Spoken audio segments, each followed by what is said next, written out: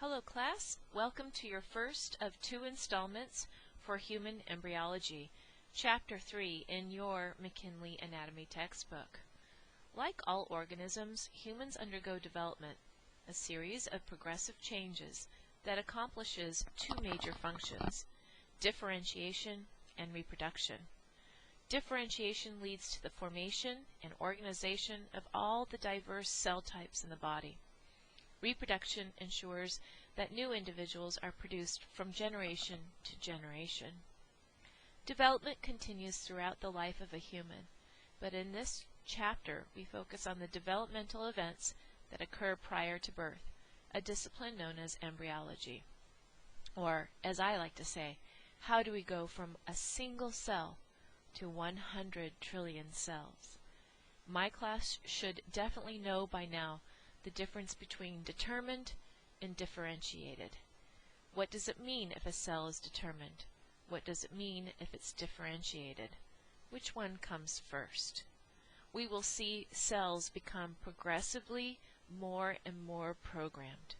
We will talk about the difference between a totipotent cell, something that can turn into any cell of the body, and all the extra embryonic membranes, versus something that's pluripotent, something that can develop into any cell of the body, but not the extra embryonic membranes.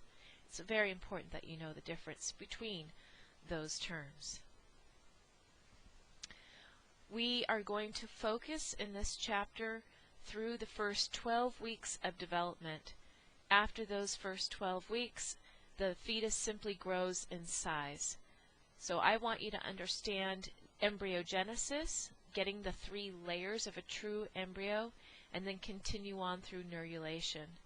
There are several good websites that you can find to see how the 3 layers develop and how those 3 layers develop into their intermediate structures. What does ectoderm develop into? What does mesoderm develop into?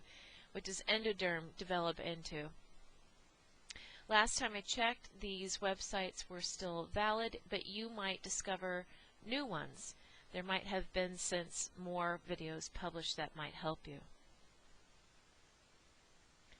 Let's review some background. Embryology deals with the development or developmental events that occur during the prenatal period, the first 38 weeks of human development that begin with the fertilization of the secondary oocyte and end with birth. The prenatal period is broken down into the following shorter periods. The pre-embryonic period, which is the first 2 weeks of development, the first 2 weeks after fertilization, when the single cell produced by fertilization, the zygote, becomes a spherical multicellular structure called a blastocyst. The zygote is a totipotent cell. That means it can develop into any cell type, a full new organism, as well as all of the extra embryonic membranes. That means all of the attachments between the baby and mom. This period ends when the blastocyst implants in the lining of the uterus. The embryonic period includes weeks 3 through 8. It is a remarkably active time during which rudimentary versions of the major organ systems appear in the body, and this now is called an embryo. The fetal period includes the remaining 30 weeks. It marks a time of growth. The organs increase in their complexity as well. For learning purposes, we will focus on the first 8 weeks as the embryonic period, and once we get to from 8 weeks to 12 weeks, beyond that, it's just a time of growth, really. Alright, we will briefly review gametogenesis. I will review meiosis in general. You should review meiosis with respect to oogenesis, and spermatogenesis.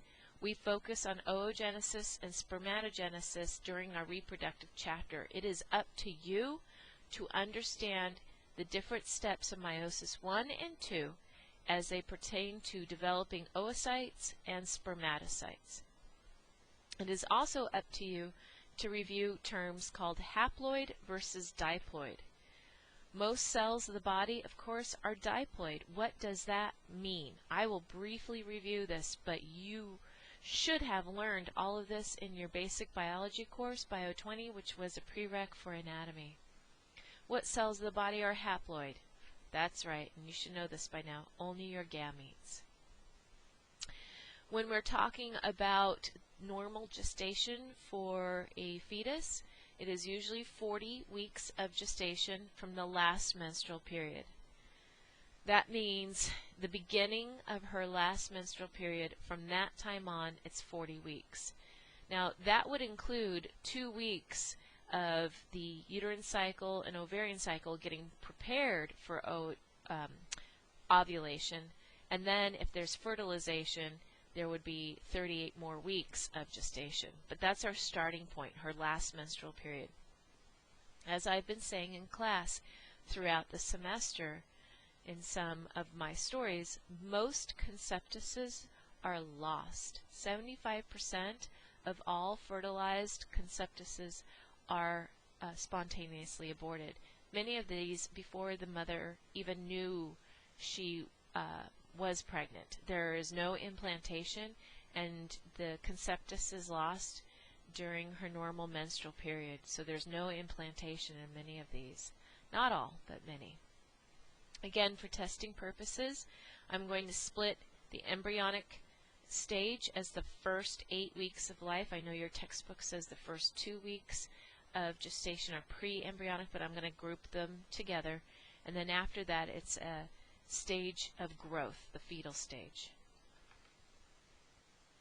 The picture on the right here shows a cyclical cycle, the developmental history of a human. The stages of development after fertilization through week 8 are known collectively as embryogenesis. That's why I'm linking weeks 1 and 2 through 8 as the embryonic period. And its stages are separated into the cleavage stage, gastrulation, and organogenesis. Actually, in there also, I'm going to teach you, is neurulation, a very important time where the neural tube is made. The fetal period occurs after week 8 until birth, and gametogenesis occurs in the sexually mature adult. Again, I'm going to highlight meiosis 1 and meiosis 2. You should take these steps and apply them to oogenesis and spermatogenesis. How do we make mature oocytes, and how do we make mature spermatocytes? Meiosis 1 consists of prophase 1, metaphase 1, anaphase 1, and telophase 1 and cytokinesis. In prophase 1, homologous maternal and paternal replicated chromosomes, each composed of sister chromatids, pair up. This is called synapsis, when they pair up, and the pair forms a tetrad.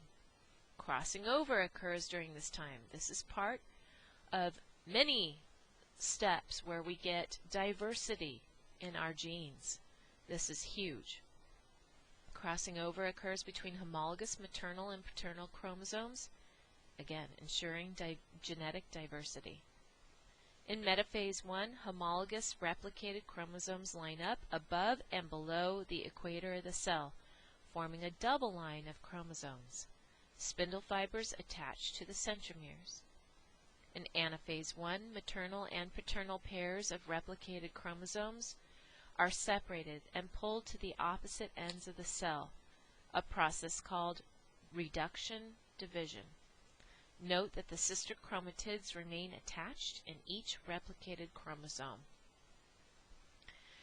In genetics, we learn this as creating a pseudo-haploid, meaning it's not truly half in chromosome content yet. Telophase 1 and cytokinesis. Nuclear division finishes and nuclear envelopes reform. The cytoplasm divides and 2 new cells are produced, each containing 23 replicated chromosomes. Again, they're replicated. That means they still are composed of sister chromatids. When we get to meiosis 2, it consists of prophase 2, metaphase 2, anaphase 2, and telophase 2 and cytokinesis. In prophase 2, the nuclear envelope breaks down and replicated chromosomes cluster together. There is no crossing over during prophase 2. In metaphase 2, spindle fibers extend from the centrioles to each sister chromatid in each chromosome and align the replicated chromosomes along the equator of the cell. Sister chromatids in anaphase 2 are pulled apart. Remember, we've always learned anaphase, A for apart. The sister chromatids, now called single chromosomes, migrate to opposite ends of the cell. In telophase 2, nuclear division has now finished, and the nuclear envelopes reform. 4 new daughter cells are produced, and each contain 23 single chromosomes. Are there really 4 new daughter cells? Really? Does that apply to spermatogenesis?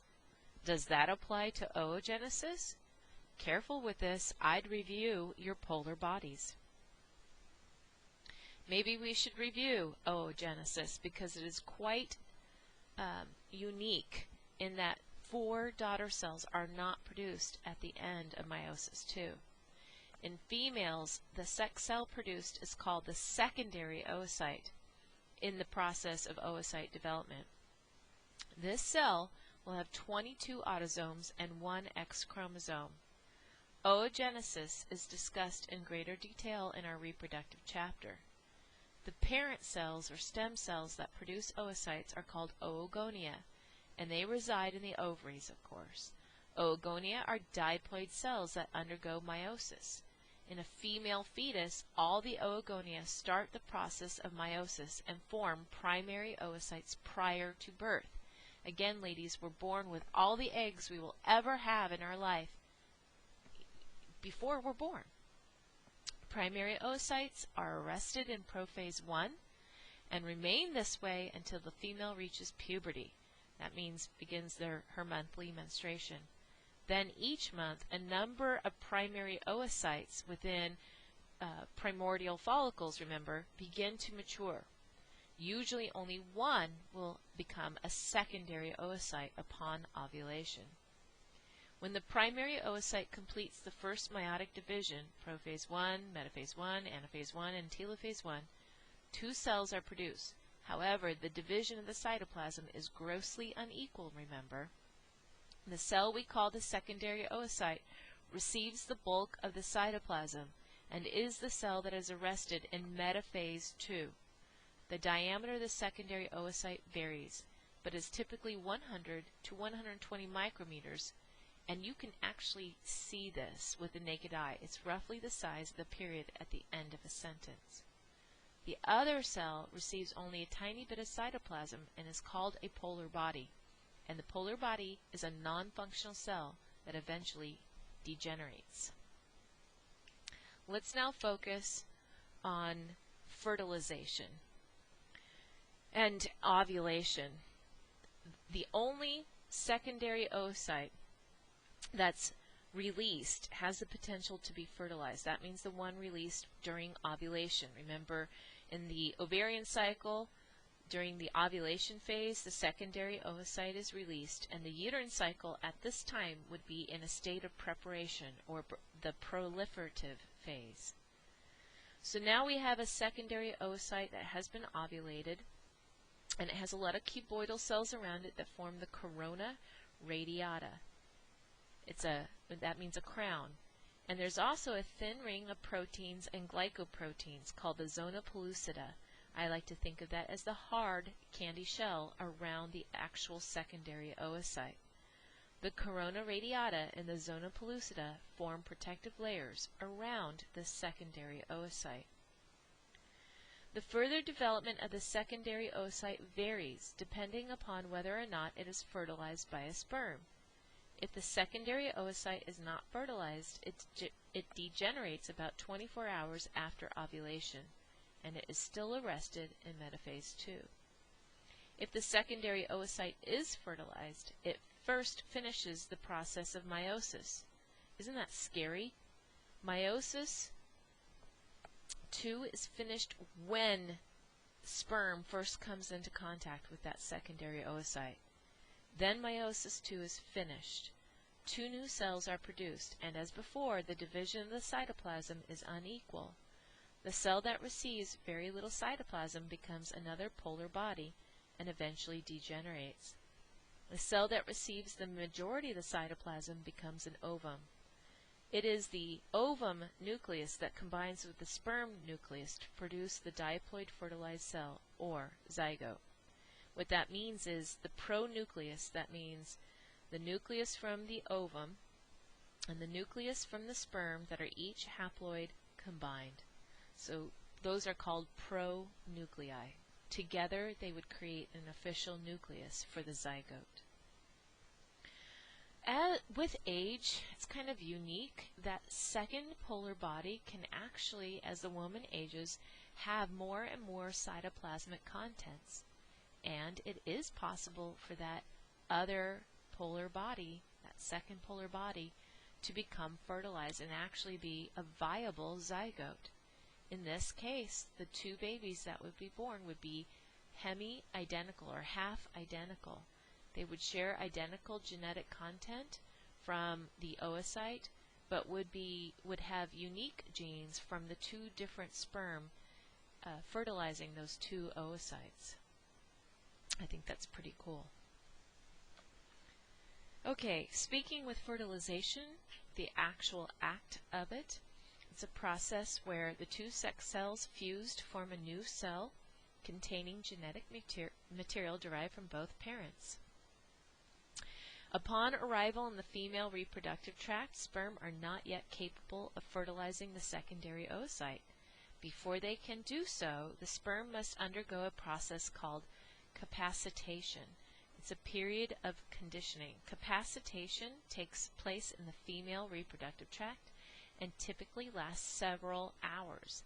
During this time, a glycoprotein coat and some proteins are removed from the sperm plasma membrane that overlies the acrosomal region of the sperm. Capacitation allows the sperm to respond to chemotropic signals from the oocyte so it can locate the oocyte. It's like a homing beacon. It also gives the sperm an ability to gain hyperactive motility, interact with the oocyte zona pellucida, undergo an acrosome reaction, and initiate oocyte plasma membrane fusion. The acrosome is a membranous cap at the head of the sperm containing digestive enzymes that can break down the protective layers around the secondary oocyte. These enzymes are released when the sperm comes into contact with a secondary oocyte. Normally, millions of sperm are deposited in the vagina of the female reproductive tract during intercourse. However, only a few hundred reach the secondary oocyte in the uterine tube. Many sperm leak out of the vagina, and some are not completely motile or able to swim. Other sperm do not survive the acidic, hostile conditions of the vagina, and still more lose direction as they move through the uterus and get churned by its muscular contractions. And additionally, recall, when the woman ovulates, it's usually from an ovary that leads to one of the uterine tubes. So half of the sperm that actually reach the level of the uterine tubes make the wrong turn, as I like to say. Although the male releases millions of sperm during sexual intercourse, only a few hundred have a chance at fertilization. Once sperm reach the secondary oocyte, the race is on to see which sperm can fertilize the oocyte first. Only the first sperm to enter the secondary oocyte is able to fertilize it. The remaining sperm are prevented from penetrating the oocyte, and this is because once the first acrosomal reaction penetrates through the zona pellucida, the oocyte swells, and all of the other sperm that are not firmly locked in place, these proteins between the sperm, the fertilizing sperm, and the oocyte are like a lock and key. Once that lock and key is engaged, the oocyte immediately swells up, and all of the other sperm are flicked off away from it, ensuring only one pronucleus from the sperm actually fuses with the female pronucleus. Fertilization occurs in the ampulla of the uterine tube. You should know that for both your lab exam and lecture unit 7. The zygote will now travel towards the uterus, and as it does so, the cells are going to replicate and divide, a process called cleavage, and this is through mitosis. Remember, the zygote is now the first beginning diploid cell. It's going to replicate and divide and give birth to more and more daughter cells. A single cell will go to 2 cells, which will go to 4 cells, which will go to 8 cells. And then finally, after the 8-cell stage, you have a morula. Let's talk about this idea of a morula. When we finally reach about 12 to 16 cells, usually 16 cells, we now have a morula, which means mulberry. It does look like a mulberry. The cells in the morula will continue to divide further. About 72 hours after fertilization, this morula will finally reach the uterus. Shortly after the morula enters the space of the uterus, fluid begins to leak through the degenerating zona pellucida surrounding the morula. As a result, a fluid-filled cavity called the blastocyst cavity develops within the morula, as shown in the bottom 2 pictures. The pre-embryo at this stage of development is known as a blastocyst, and it has 2 distinct components. It has the trophoblast. It is an outer ring of cells surrounding the fluid-filled cavity. These cells will form the chorion, one of the extra embryonic membranes discussed later. The embryoblast, or inner cell mass as I like to call it, is a tightly packed group of cells located only within one side of the blastocyst. The embryoblast will form the embryo proper. These early cells are pluripotent, which means they have the power to differentiate into any cell or tissue type in the body. Again, a zygote is totipotent. It will create trophoblasts and the inner cell mass, and that means it can develop into the embryo itself, a new organism, plus the extra embryonic or attachment membranes. If you only take a cell from the inner cell mass, it can develop into a new organism and any tissue in that new organism, but it cannot develop into the extra embryonic membranes.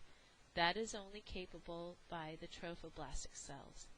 And trophoblastic cells cannot develop into a new embryo or a new organism. Implantation.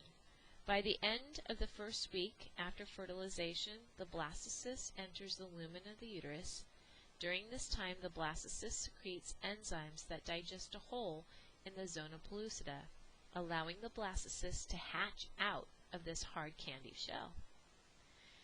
Now, the endometrium of the lining wall is well built up, and it has a very good functional layer to develop nutrients to this developing embryo.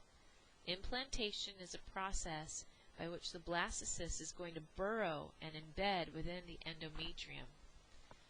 You do not need to know all of the individual steps for implantation. Just know that it is the cells of the trophoblast that does this. And the trophoblast differentiates into 2 other types of cells, and these different layers of the trophoblast allows the embryo to now burrow into the endometrial lining of the mother. Again, this is going to occur roughly 6 through 11 days post-fertilization. This figure highlights the time between fertilization through implantation. It traces the changes in the pre-embryo through the first cleavage division of the zygote in the uterine tube at the level of the ampulla, that's where fertilization occurs, through the formation of the blastocyst in the uterus, and then implantation in the uterus. Again, the trophoblasts, those cells are what allows the entire embryo to now embed in the stratum functionalis of the endometrial lining. Now we are in week 2, Implantation is still occurring, and your book goes into great detail about what the cytotrophoblast and syncytiotrophoblast is doing. I really am not focusing on that. Just know the trophoblast is responsible for implantation. Meanwhile, our focus should be on the inner cell mass, because we're going to see this cluster of cells actually layer into two different layers. We're going to see the epiblast layer and the hypoblast layer. The epiblast layer will develop into the amniotic sac, which will hold the amniotic fluid, which will bathe and provide nutrition in the early stages, not bathe in nutrition, but will help surround the embryo during early stages of development through the fetal stage. The hypoblast is going to be the yolk sac, and this will develop into the digestive tube and the early blood cells. Remember in Unit 3, you learned that red blood cell synthesis changes in location through development. You learned about the embryonic period, you learned about the fetal period, and then you learned about, quote, the adult period. Remember, embryonic period, red blood cells are formed in the yolk sac. Then in the fetal period, it changes into the liver and spleen, and then, quote, the adult will transition shortly before and after birth into the red marrow of the bones of the body. You can think of these two layers of cells as two balloons that are squished together. And where the two balloons come in contact, that's where you would have your epiblast and your hypoblast. In the very bottom of this picture where it says day 9, you can see in yellow the hypoblast layers, and you can see in blue the epiblast layers. And think of them again as two balloons that are in contact. And you can see how the hypoblast is going to create the yolk sac, which will further develop into the digestive tube and early red blood cells. And the epiblast is going to develop with its surrounding cavity into the amniotic cavity itself. Together, these two layers create what's called the bilaminar germinal disc, or sometimes referred to as the blastodisc. I just refer to it as the bilaminar disc. Now we are moving into week 3. Week 3 is marked by a process called gastrulation. Gastrulation during the 3rd week of development, immediately after implantation, is one of the more critical periods in the development of the embryo. Gastrulation is a process by which the cells of the epiblast migrate and form 3 primary germ layers. Are you hearing this? All of your 3 embryonic layers come from the epiblast. It swells up like a developing wave, and as a wave crests, doesn't it curl and crash? When you look at the top left picture here, do you see where you have this primitive streak? And if you look at part B of this picture, you get a lateral view. Doesn't it look like the cells are swelling up? And they are actually crashing into the middle of that primitive streak. And if you look at part C, you could see that there are some cells, as shown by the arrows, that are called migrating epiblast cells. They're crashing down. Well, we're going to have two times where we see these cells swelling up, creating a crest, and then crashing internally. And these 2 times will lead to the 3 primary germ layers: the ectoderm, mesoderm, and endoderm. So we need 3 layers. The 3 primary germ layers are going to derive or lead to all the other organ structures of the body. As shown in this picture, gastrulation begins with the formation of the primitive streak, a thin depression on the surface of the epiblast. Towards the head region, we see an expanded region of the streak called the primitive node, and it consists of a slightly elevated area surrounding a small primitive pit. This gives directionality to the developing embryo. Cells detach from the epiblast layer and migrate through the primitive streak, through the middle of it, between the epiblast and hypoblast layers. This inward movement of cells is known as invagination. The layers of cells that form between these two layers become the primary germ layer known as mesoderm. Other migrating cells eventually displace the hypoblast and form the endoderm. So we're going to get another swelling up of the cells, and as we get the second swelling up of cells, we're going to see that the hypoblast, some of those cells are going to actually be overtaken by the developing endoderm, another layer of migrating cells that displace the hypoblast. So now we have the endoderm, that's the layer facing the yolk sac. Then we have the mesoderm, think M from mesoderm and M from middle. And then we have the ectoderm. The ectoderm are going to be the cells that were originally were the original epiblast. And now we need to focus on this embryonic disc. Once we have all three layers in place, we officially have an embryo. And all three layers are referred to as the embryonic disc. What will these three layers develop into? Great question.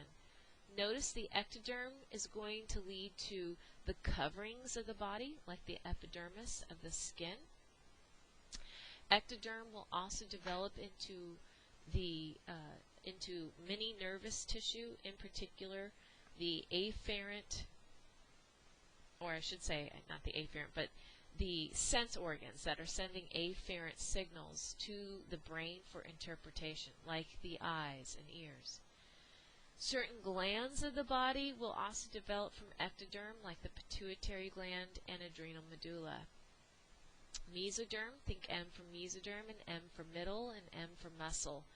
Notice that mesoderm primarily gives rise to all of the skeletal muscle. It also gives rise to all the connective tissue, bone, cartilage, blood. So that's why I think of the stuffing in the middle of your body. It will give rise to the heart, kidney, and ureters, reproductive organs, spleen, adrenal cortex, and the dermis of the skin. Again, the stuffing, the connective tissue. And dermis is all about connective tissue. The endoderm is going to lead to the respiratory tract, the GI tract, the liver, or at least most of it, accessory organs of the digestive system like the gallbladder, pancreas, and other glands of the body. More details on these layers in our second segment. Lastly, towards the end of week 3, the end of the primitive node is still swelling. These cells rise up, crest up like a developing wave, and the cells come crashing in. These epiblast cells are invaginating, and they migrate anteriorly towards the head region. This is going to create the notochord. This defines the body axis. What is the head region, the tail region, right side versus left side? And that's really important because not all organs are paired. You think of right and left lung, right and left kidney, right and left gonads. But not everything is paired. The liver mostly on the right side, spleen, left side, heart, left side. So the notochord helps dictate which side of the body these organs are going to develop and defines the body axis. In our next and final segment for the embryology chapter, we will continue on with week 4, which deals with neurulation, and then we will address in more detail the layers of the embryonic disc and what they develop into. In particular, I will focus on the development of the mesoderm, and I'll talk about intermediate mesoderm and splanchnic, etc. The differentiation of the mesoderm is just as important as neurulation, and the two are occurring at roughly the same time, roughly week 4 of gestation. Okay, that concludes part 1 of embryology.